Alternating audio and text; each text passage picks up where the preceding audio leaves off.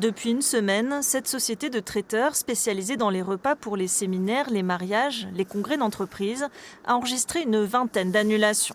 De quoi ralentir l'activité des 27 employés permanents qui se concentrent aujourd'hui sur les plateaux repas et l'anticipation des desserts.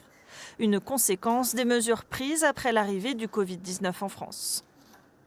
On s'y attendait sur les gros événements, sur les événements de 500, 600, 1000 personnes, mais ça impacte aussi les événements de 20 personnes, 50 personnes.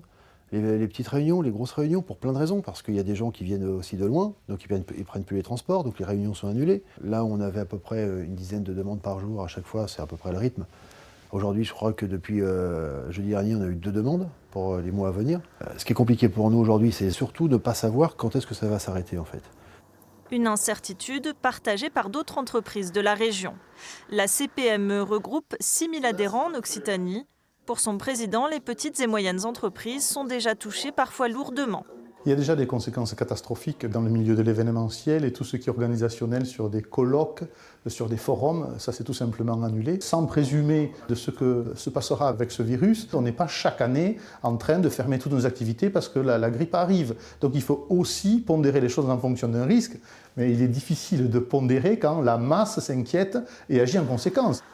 Gestionnaire du musée Aéroscopia de Blagnac, le groupe Manatour organise des visites de sites d'entreprises comme EDF et Airbus, en plus de séminaires et de soirées événementielles.